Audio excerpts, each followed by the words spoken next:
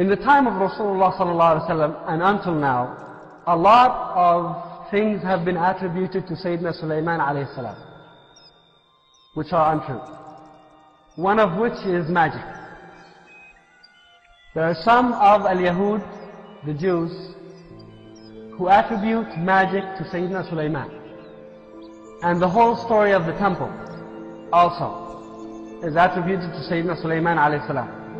For example, the Jews or the people of the book, they associate Sulaiman alayhi salam with someone called Asmodeus, A-S-M-O-D-E-U-S.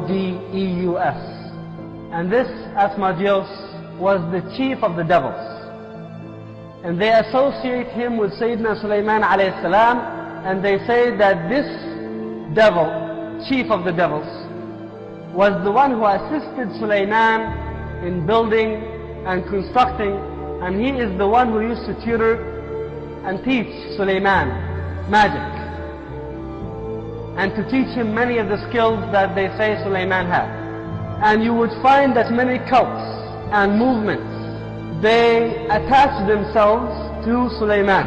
Many of these secret orders, they claim that they go back to Sulaiman.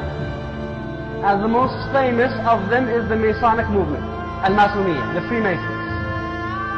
You would find that the concept of the Temple of Solomon, is something that is central, or it is very influential on the ideology of the Freemasons. Also, movements like the Kabbalah and some of these other mystical Jewish cults, they practice magic which they claim they have learned from Sulaiman, and it goes back, they claim that the lineage goes back to Sulaiman. Now there is some truth that there is magic that goes back in lineage to some very early Jews, but it does not go back to Sayyidina Sulaiman alayhi salam. It all goes back to where? Where did the Jews learn this magic? That some of which still exists until now, and it's very powerful magic. Where was the Talmud written? And who wrote it? It was written by the 70 rabbis who were in Babylon. And now that is the central and the focus, that is the law and the central focus of the Yahud now. They have left the Torah and they are following the Talmud. And the Talmud was written by the rabbis who were influenced by the regime and the environment in Babylon. So if you read about this history, you find that Babylon is associated to it all. There's a lot of association with Babylon.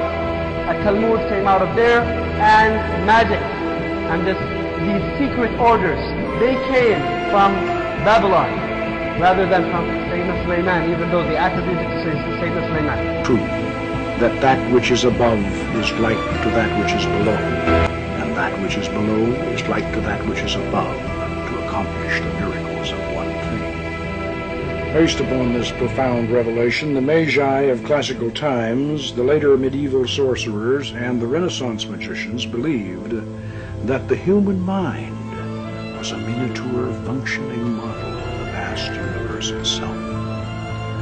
The greater universe could be manipulated by magical operations within the personal sphere. Hermes Trismegistus had even gone so far as to suggest that in days of old men had created their own lesser gods. Theories by themselves do not produce results. For results, the magician still depends today, as he did thousands of years ago, on methods and techniques. Since time immemorial, magicians have placed themselves and others into states of trance, during which visions and oracles were received.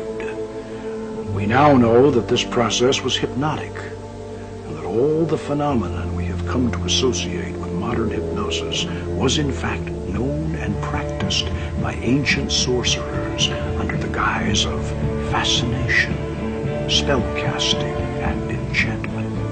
Something hypnotic and something large enough to provide a viewing service.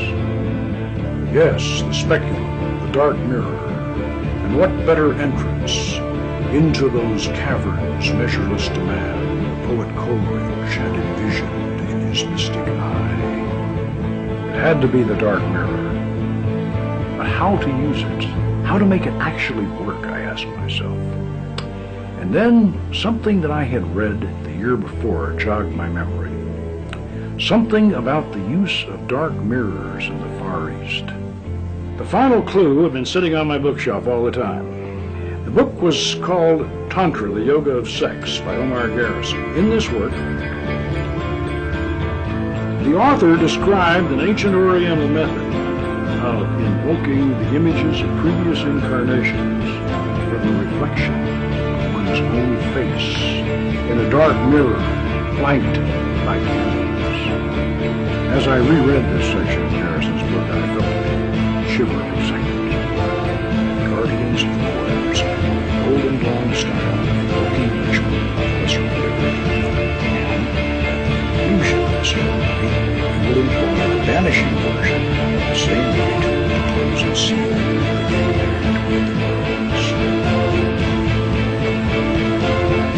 Ata, Melku, Mega Buddha, Mega Duda, Neolam, Om.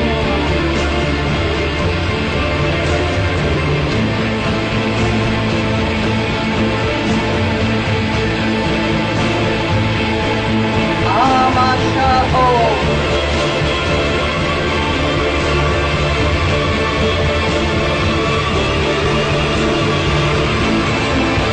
Adonai.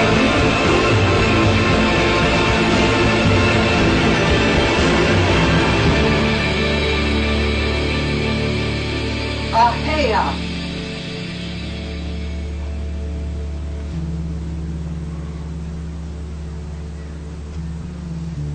Ata, Gabor, Leolam, Adonai.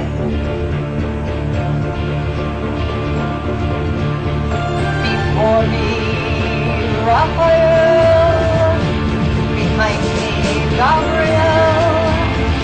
At my right hand, Michael. At my left hand, Oriel. Around us flame the pentagrams. Above us shines the secret star. Ata, Rafi, Mega Buddha, Mega Buddha, Leolam, Om.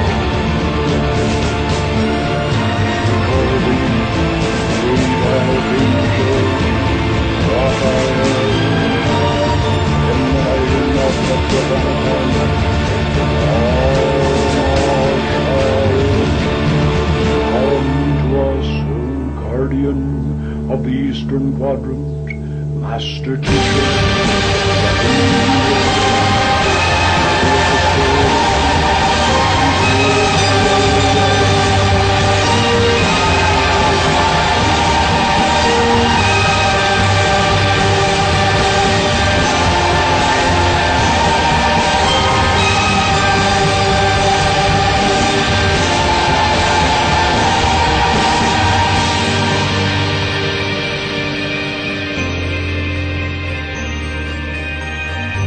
Goddess of our temple.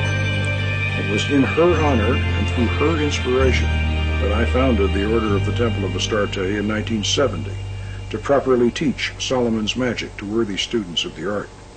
We have continued this tradition in an unbroken continuity for 25 يشهد عليكم سمعكم ولا أبصاركم ولا جلودكم ولكن ظننتم أن الله لا يعلم كثيرا مما تعملون وذلكم ظنكم الذي ظننتم بربكم أرداكم فأصبحتم من الخاسرين فإن يصبروا فالنار مثوى لهم وإن يستعتبوا فما هم من المعتبين وقيضنا لهم قرناء فزينوا لهم ما بين أيديهم وما وحق عليهم القول في قد خلت من قبلهم من الجن والإنس إنهم كانوا خاسرين. وقال الذين كفروا لا تسمعوا لهذا القرآن والغوا فيه لعلكم تغلبون. فلنذيقن الذين كفروا عذابا شديدا ولنجزينهم أسوأ الذي كانوا يعملون. ذلك جزاء أعداء الله النار. ذلك جزاء أعداء الله النار لهم فيها دار الخلد جزاء بما كانوا بآياتنا يجحدون.